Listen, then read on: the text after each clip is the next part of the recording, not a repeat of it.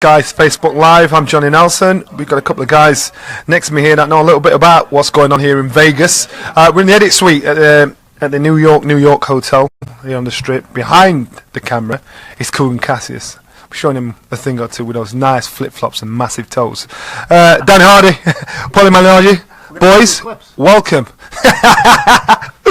Welcome, boys. Now, you boys, you know, you made a lot of noise on Twitter. It's been a bit argumentative in regards to. As much as Paulie, but you know. You need to be careful. We did a show this morning, and you let Paulie bosh in the conversation. I'm thinking, you be careful, man. I'm so interested in what he's got to say. You know, he's a fascinating analyst. You know, and I, respect his knowledge. I like to hear what he's got to say. Sometimes I forget I'm on TV. I'm just talking about fights. You know. He knows far too much. So the fight itself, this is where the interest and the intrigue is. The UFC fans find a case for Conor McGregor to pull this off, and a man that's been on both sides of the fence has been in camp with McGregor. He more or less says, you say it yourself, has he got a chance? I mean, anybody has a chance. It's a fight, so anybody does have a chance. I've brought it out this way. I've brought it out tactically. If you think about it tactically, no shot, right? But you think about the intensity of a 29-year-old to the intensity of a 40-year-old. That's where McGregor has the advantage, is the intensity. Now, does that mean he's going to win the fight? Does that mean that intensity can translate into something positive? Only Conor knows that. We just need to make sure the intensity translates into something legal, because if he ends up doing too much illegal stuff, he's going to get himself disqualified anyway. So he's got to have that intensity. He's got to maintain that intensity through probably what are going to be big pockets of taking beatings. So if he can remain intense through big pockets of him taking shots and show that mentally he's still in the game and be effective with that intensity and not just dirty with that intensity, then of course you start to figure how he can have some chances. Dan, you're from the world of UFC. Just how hard would it be for McGregor to not turn to type, slip an elbow in, slip a knee in, and just stick to the facts of boxing? I honestly don't think it's going to be an issue for him. You know, we spar when we're preparing for an MMA fight. We focus on just jiu-jitsu or just boxing or whatever, just wrestling. We do specific training sessions to focus on individual disciplines. So, and McGregor comes from a boxing background, so he knows how to just be a boxer. He will just switch his game plan over, focus on his boxing, and that'll be it. I think he'll skirt the rules. I think he'll be very good in the clinch, controlling the head and using his head position and that kind of stuff. And obviously the clinch work is very different in boxing. A lot of the time they use overhooks in boxing. In mixed martial arts, you're giving up a takedown in there. So I think there are certain things that McGregor can do in the clinch which will be a little bit different to what Mayweather can do, but I don't think he's going to do anything illegal. We are going to get to the fight itself, but let's talk preparation for the fight. We're having a talk down in the coffee shop downstairs. It's very different from a training camp from a boxer's perspective to Conor's. Yeah. You travel with a team, you work with the same team time after time after time. Do you think that prepares him for such a fight like this? How do you prepare for a fight against Mayweather? That's the thing. I mean, you can even bring in some of the best boxers around. Obviously he brought Paulie in, and I feel like he was massively underutilized in training camp. I think that would have been a smart move to bring in Paulie and actually utilize him as a source of knowledge. But it's going to be very difficult to find anybody that can really give you a Mayweather look. But I think it works both ways. I know Mayweather's reached into the MMA world and tried to pull out a few guys that could help him, and there's just nobody that can do McGregor. So the interesting thing is that these two guys are so individual. They're so unusual in their own fighting styles in comparison to most of the other people in the sport that we really don't know what's going to happen when they face each other. We hear about the controversy in training camp with what happened to you, but putting that to one side, prep-wise, if you was an analyst, if you were asked for your opinion on how Conor is preparing for this fight, what changes would you make, and what mistakes is he making at the moment? I can't get into everything. Yeah, you can. All at once. You know what I'm saying? There's a lot of things you can discuss here. It depends on what you want to pick. I think from a tactical perspective, there's certain subtle mistakes he's making, and not just certain subtle mistakes that you'd say, the awkwardness. You don't want to touch that. It's not about the awkwardness. The guy never turns his punches over. I mean, he's never landing with the knuckle part of the punch. He's always landing with the smack part of the punch, part of the hand. So you're not even maximizing your own power. Fundamentals, the way you're throwing punches. I understand not every punch you're throwing is correct. Even boxers don't throw every single punch correct. But when you want to make them count, you make sure you throw them correctly so that they make sure they count. And a lot of times his feet are off the ground. He's moving as he's punching, and these are shots that he's trying to make them count. One thing about boxing, you learn a very hard lesson if you don't understand this. It's very important to know who you are in there. have your identity, know what kind of fighter you are. But for me, in my opinion, it's even more important to know who you aren't. Okay. Conor McGregor fancies himself as a puncher. On Saturday night, he's going to find himself in a place where he doesn't even realize his punching power wasn't all that it's cracked up to be. Now, what's the backup plan? You fancy yourself as a puncher.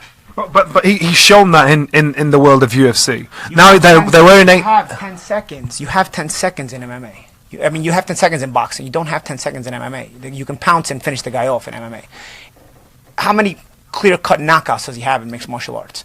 There's knockdowns in boxing all the time where if we're allowed to pounce, the fight would end right away too. How many times does a 10 count happen? The guy gets up, resumes, and actually takes the advantage in the fight. It's happened so often.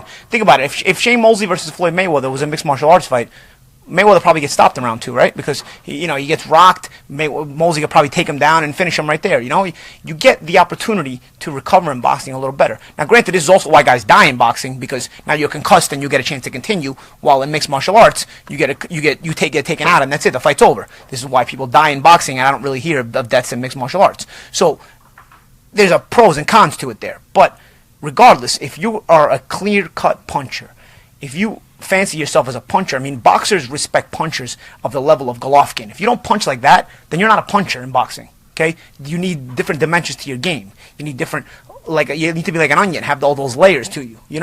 If the only layer you're fancying yourself, you can clearly see the denial in this guy. He's talking about giving concussions in training camp to sparring partners. He's talking about guys stumbling. Talking about me. Like, he clearly fancies himself as a puncher that he's not. So again, I go back to what I said. It's important to know who you are. It's more important to know who you are not. Because if you find out you thought you were somebody that you are not, you have a very hard lesson on fight night. Early in my career, I hurt my hands very badly. I had 4 operations. I realized very early in my career, I'm not going to be a puncher. So I started devising my style in a way where I could be effective not being a puncher. I started to figure out things in the gym, learning the fundamentals, the science behind what I'm doing, so that I can be effective in a non-puncher's mentality, because I knew my mentality couldn't be that of a puncher, and I was able to do it.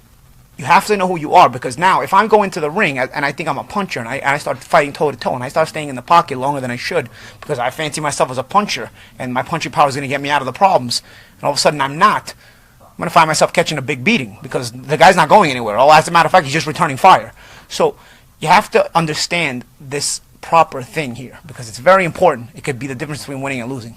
Is it going to be a harsh reality check for Conor? Is he going to get in there all of a sudden realising in deep waters, or is it going to be vice versa for Floyd, an unorthodox fighter, young fighter in Mcgregor, putting on a different kind of style to him? We're all fighters. We know that there's a point in your career where there's a natural drop-off. Everyone experiences it. It doesn't matter how good you are. There's a point in which you start to diminish in your skills, your reaction times, your power, your strength, your ability to recover. And that's undeniable. Now, obviously, Mayweather's 40 years old. He's had 49 fights. This is his 50th fight. He's been in there a lot. He's gone through a lot of training camps. And that's the thing that concerns me here. Obviously, now switching to the 8-ounce gloves changes things as well, because And for both fighters, yeah, for sure. And I think it's very interesting on both sides how they benefit from it. As you were saying, early in your career, you realised that you weren't a puncher, so you changed your game. Mayweather did the same thing. You go back to the pretty boy days. He was looking to kill people with his punches. Now he outboxes them. He schools them because he's developed this ability to control the chaos in the boxing ring. Now, the chaos that he's experienced in the boxing ring so far has been in a boxing context, whereas McGregor brings a chaos that he doesn't expect. I think he moves in ways that Floyd wouldn't realise. It's going to take him a time to adapt to what Conor's doing and to really spot his openings, which is partly why I think he switched to the 8-ounce gloves, because I think he's trying to draw the fight out of McGregor. I think he's trying to give McGregor the impression that A, he's very confident, and B, he's coming to knock McGregor out. And obviously it's going to influence the betting lines. I think McGregor's got a responsibility to come out and be an aggressive fighter, because that's the way he's always been. He'll have no choice, because he's going to have to throw twice as many punches as he does in MMA. He's going to have to work twice as hard because the ring is going to be smaller, so therefore the pressure's going to be on him. It's a completely different field he's got to work with, but he's been preparing for that. He has. We don't really know. We've not really seen a great deal inside of his training camp. I mean, obviously Paulie's got the best insight with the time he spent in there with him, but we don't really know what he's doing. My concern would be that he's trying to learn boxing at this late stage, because that's not going to work, because the best boxers have not been able to beat Floyd Mayweather. And if Conor steps in there, like you said, you've got to know who you are. Conor's not a boxer. He's a combat athlete. It's a very, very different mentality. It's a very different sport, and we go in there to finish fights. We go in there to try and take people's heads off. And my concern is that if Conor does that, he's going to miss 80% of his punches, like most people do against Mayweather, and then he's going to leave himself vulnerable. Is that not his best option? Because, in my opinion, I think the MMA fighters are a lot fitter than boxers. But when it comes to the art, the sweet science, that's where boxers seem to get the edge. So is it going to be brains against brawn? I don't know. I mean, as far as conditioning, I think both sports need a lot of conditioning. The one thing mixed martial arts gives you that boxing doesn't give you is you can get into the guard on the ground, and you can use that as a rest. Yes, you're fighting when you're in the guard, when somebody pulls guard on you or whatnot, but you can also use it as a rest, as the fight isn't as intense as it is standing up. Boxing, you don't have the option to rest like that, or rest, because it's not really, like I said, it's not really a rest. You're still fighting, but it's just a less intense fight. Boxing doesn't give you that option. You may be tired, the guy's going to start cutting the ring off on you, making the ring feel a lot smaller than it is. Mentally, you start to panic. It's not just physical panic. Now you start to mentally panic, because this guy's presenting himself in front of you constantly, posing this danger. So the mental fatigue creates the physical, more physical fatigue. So there's a difference here you're still looking at. When I think about it, it's just, I don't know. If he just comes out to rush, I don't think it's his best game plan, because for one, Floyd will kind of expect it. What other chance has he got? How do you see him outboxing Floyd Mayweather? No, I don't see him outboxing Mayweather. The thing is, I'd like to see McGregor find a way to know how to fight inside without being dirty, to the point where it's going to get himself disqualified. It's easier said than done, though, because as I was saying to you guys earlier, I don't know if we were on camera or not, but fighting on the inside in boxing is the most difficult part of boxing to learn, because you are in range of every shot, every single body shot, hooks and uppercuts to the body, hooks and uppercuts to the head. So every shot you are susceptible to being hit with. So that automatically creates a panic. This close range creates a panic in your brain. Now you not only have to go through that panic, but you also have to do it in a way where you're calm enough to find the openings yourself, so you can do this damage, And that in of itself takes a calmness, but also an intelligence. It takes way too long to learn in a few months. It takes years. I mean, it takes years to learn how to properly fight inside in boxing. It's not just something that comes to you. So it's not something that Conor can learn, but I'd like to see him find a way to be effective. All this stuff that he does inside that we saw in the gym, it's all just holds and push downs, and sometimes he's holding your head down one hand and throwing an arm punch with the other hand. It probably may get the crowd going crazy. They may think he's doing something effective, but in reality, it's getting nothing but getting him tired, because in reality, even the shots that he's throwing are just arm punches. He does not punch hard enough to where an arm punch is going to do any damage. You know what I'm saying? So you'd like to see him be effective inside in a way where it's effective, but it's not killing the rules. Because if he's killing the rules and doesn't do it in a subtle way, he's going to get himself disqualified. My trainer said the worst people to fight are the people that don't know how to fight. Now that's no disrespect to Conor. What I'm saying is he's established an art in his style of fighting. If a boxer is not used to this, his time and his movement, his method of fighting, he could be a bogeyman for Floyd Mayweather. Do you see the fight becoming messy, clinical, clean, or quick? I don't think it's going to be a quick fight. I don't think that McGregor's going to land a clean punch early on to really hurt Floyd. I think he's going to have to create that opening, probably fifth or sixth round. I certainly don't think Floyd's got the power, maybe not the power, the hand strength to knock out McGregor.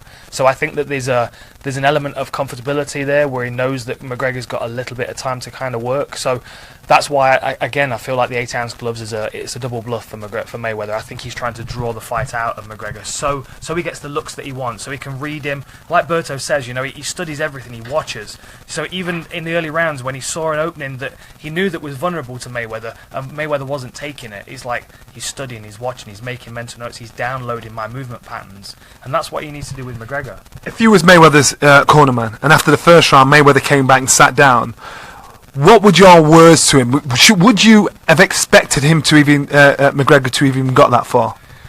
Yeah, because I think the only way the fight would end quickly would be a one-punch knockout. Floyd's not really a one-punch guy. Early on you're strong, you're in shape. We're all strong around one. Even if we're going to get beat later on, we're all strong around one.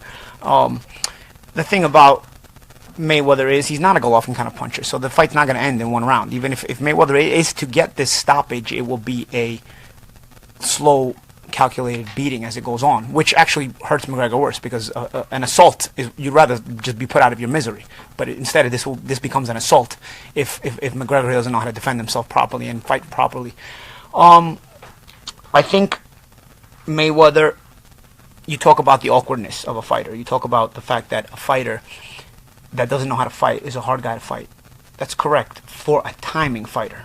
Is Floyd a timing fighter? Yes, Floyd's a timing fighter. But Floyd is also a fighter who fundamentally has his fundamentals down pat. This is why he was an Olympian. You eliminate a lot of awkwardness just by taking it to the guy. Just by taking it to somebody. And I thought of this just now. You know, I thought, as I'm thinking about this fight, I think to myself, I think Floyd studies in the first couple of rounds and then starts taking it to him. As you said that awkwardness, I said to myself, how do you eliminate awkwardness? You stay with the fundamentals, you don't do anything fancy, and you also take it to the person. Because when they're taking it to the person, an awkward guy makes his defensive moves too big, he punches a little loopy, he doesn't keep things short enough, you know? So you eliminate, you make that to his disadvantage instead of making it to his advantage. I could actually see Mayweather seeing a bit of awkwardness from McGregor and starting to take it to him from round one. I actually just thought of this now as you were saying that, because I thought initially it would probably take him a couple of rounds to start taking it to him. I always see Floyd taking it to McGregor. In this fight, I see Floyd taking it to him. It's just, he may take it to him a little sooner when he sees what's in front of him as far as the awkwardness. McGregor relies on awkwardness for you to make mistakes sometimes, you know? So you eliminate that just by taking it to him and forcing him to fight a fight that maybe he may not want to fight, you know? Tell me how McGregor beats Mayweather. State his case. You're his man. Yeah, he stops him. That's how he beats him. One lucky shot beats him down? No. He's got to set it up. Like I said, what I would do if I was McGregor, I would come out, and the first 2 rounds I would be quite cautious because that's not what Mayweather wants him to come out hard and fast. He wants him to be able to. He wants to be able to read him as he's attacking, which is what Mayweather does. So I would do the reverse. I would do the reverse of that. I would come out cautious. I would kind of take control of the center. I would pose as the bigger man in there because he is. And I certainly think that I don't think Mayweather's going to start fast because I think that Conor's too much of an unknown commodity for him to take risks like that. He's not a risk taker. That's why he's unbeaten in 49 fights. So I think it's going to take a couple of rounds for him to warm up, and that's where McGregor then starts to find his way into the fight. And to be honest, from a martial arts perspective, you can kind of you look at things in a different way. Now, my first thing is Mayweather's hands are brittle. You know, he even got a standing count against Hernandez, right? Right, left hook to the temple, and he hurt his hand. It was standing 8 count. Like, Conor's got a hard head. He's got a hard punch. He can beat up the hands, the arms, the shoulders. You know, anything that will take the energy out of Mayweather and allow Conor to create openings for him to counter. Is it a step too far for Mayweather? It would be a step too far if he stepped into the octagon for sure. But for this is Mayweather's world, so. A credit to McGregor for stepping out of this. The analogy I've used before is it's like the Dallas Cowboys playing the New Zealand All Blacks at rugby. Even if they lose, they've not lost anything because it's not their rule set. So he's stepping out of his rule set and testing himself. McGregor has to shelf 3/4 of his game to fight this fight. In order for Mayweather to step into mixed martial arts, he would have to learn 3/4 of the game. It's very, very different. Vegas is going to get crazy and busy this week. Are the fans gonna get it or not? You know, you've got your passionate McGregor fans, your passionate Mayweather boxing fans. Are they gonna get it? But I heard you mention the word fickle earlier on today. Are they gonna get it? I don't know. I mean, in combat, you know, fans are very fickle. You know, you're hot for the moment, and right away they turn their back on you. I think you'll have the fans that, you know, will make excuses like. For me, it's hard to see McGregor winning this fight. So I think you'll have the fans that will say, well, if Floyd would step in the octagon, yes, we know that already, guys. So that's why they're not stepping in the octagon. So we know. Just like we probably figure that if Conor steps in the ring, the same thing happens. So, you know, I don't think you can go to that argument. The argument has been boxing the past couple months. You would hope that each fighter's fans remain loyal to them. But like I said, fans are very fickle. Talk about being fickle. You and Conor have... a little spat. There's talk. There's a strong possibility of you two find each other after this. We need to see that. Do we need to see that? Yeah, I would like to see that. You know, money aside, when I don't like somebody, I've always wanted to punch them in the face ever since I'm a kid. You know, so now I don't like him. I'd rather hit him with small gloves. I want to feel my fist digging into him. Yeah, I totally am for the fight for a lot of reasons. So do you think say he loses to Floyd, which we're all expecting, well, most of us are sort of expecting, do you think his redemption is, you know what, I'll at least get one of them. I'll get my hands on Paulie. The way he's talking like he could handle you. You know, forget about the way he's talking. The way this has come about altogether, like, as I said earlier, it's a photo a week. You let some time spread out. Then you feel like it's gonna die out, and then you put out another photo. Then you feel like it's gonna die out, and you put out a video. I feel like I got the feeling to myself, like, what are these guys doing? These guys are doing this on purpose. Because you could easily just let it all out and then move on. You know, everybody wants to move on. A lot of the fans on social media tell me they want to move on. You know, so but you're keeping it alive. Because every time you put out something through a little bit of a break, you keep it alive, and the media storm starts all over again. Whereas opposed, if it was all at once, the media storm would happen just once. Now you do it through some spread time, the media storm happens every single time. You know, it's almost like to the point where I wonder what they're gonna do this week. You know, but it's fight week, so you figure they'd focus on Floyd, not me. So I think when I think about that, and I think about this Zuffa boxing shirts that I've been seeing Dana wearing and everybody wearing, and I think about the fact that if they want to come into boxing and they want to start promoting boxing, and they want to make it a big deal, they probably need a big American fight. They probably need to enter the fray with a splash, you know? So then I think to myself, okay, me versus Mcgregor makes sense on that front. Me versus Mcgregor makes sense on this front in the U.S., because I thought to myself, would they try to get it in Ireland? Would they try to get it in the UK? No, they want to make a splash in the U.S., because that's where kind of the headquarters of everything happens, you know? You need to start here first. And so they've got this name in boxing, Malignaggi, me, and then, you know, they've got their guy, they've got this built-in beef already that they've continued to feed. They've continued to feed subtly, slowly.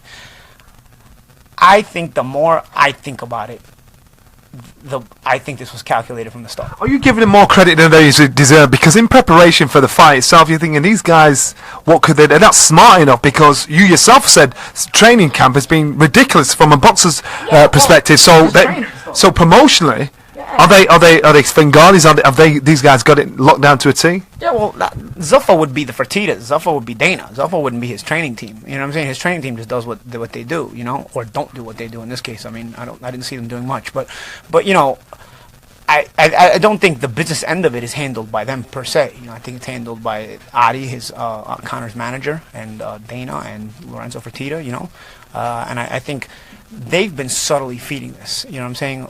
You know, in their own way, keeping this alive. You know, and while at the beginning of camp I was finding myself a little bit confused, time when you step out of everything and you start to really observe everything, sometimes makes you put the puzzle pieces together. And I'm starting to put the puzzle pieces together, and I think they're very clear to a lot of people. You mentioned the business side of it. Are we all of a sudden seeing the emergence of something that could be an exciting union down the line, an MMA fight and a boxer, a top boxer in big fights every now and again? So this has created, you know, they said there may be over 1 billion people watching this, so it's created interest, it's created intrigue.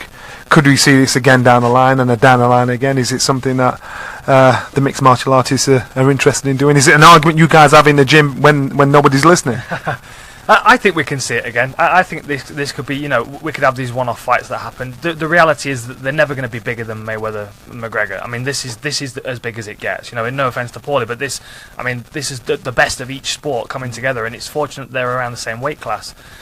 I mean, I know that there was another contract that had 2 signatures on it, and Jimmy Manuwa was one and David Haye was the other. That fight was happening in December until Jimmy Manuwa lost his last fight, but there's definitely talk about it. Obviously, David Haye's just signed Michael Venom Page, who's a standout MMA fighter, so there's definitely a crossover, and why wouldn't there be? You know, I mean, it's combat sports. We all love a fight. We've seen fighters try and step into the octagon, and it's not panned out right. James Toney. And Ray Mercer knocked out Tim Sylvia too. But they don't. They'll get to a certain level if they stay on their feet. Get them to the ground. It's out of there. You can say the same for Conor if that's the case. You know? The thing is, anybody that's got to a high level in boxing has the ability to step over into another sport and dedicate themselves to that. But it does take a level of dedication. You know, like you were talking about with the Tim Sylvia knockout. I mean, Tim Sylvia was a former UFC champion, but it's not like he stepped in there without any training. Whereas James Toney got in there, having doing like 3 sprawls, and you know. And Dan is right, because I'll tell you, when I saw that Couture versus Tony fight made, I thought it was horrible styles, because styles make fights, and James was always a fighter who rolled on the inside, stayed very close to you, and could roll these counters, and beautiful style for boxing that it takes so much skill to fight that way, but at that close range, you can't fight that way in mixed martial arts. You'll just be taken down. So when I saw them make that fight, I said, wow, this is the worst thing James could have done, because stylistically, he's anything but a mixed martial artist, because he loves to fight at a range where you're just giving the guy the takedown, and that's what Couture did. And his dedication was gone at that point anyway. I mean, he was out of shape, and Randy Couture is one of the monsters of this sport. I mean, he redefined what it is to be a grappler in the sport of mixed martial arts, taking people down and beating them up. And James Toney was never going to stand a chance against that. Boys, it's going to be an intriguing week. Dan, Paulie. One more thing. Oh, one more thing. Go on, go on there. I saw Stipe Miocic and challenge Anthony Joshua too. So that's another one, another MMA versus boxer thing. Yeah, I saw that on social media recently. So, like you said, you might have these one-offs once in a while. Watch this space. Is this Vegas week?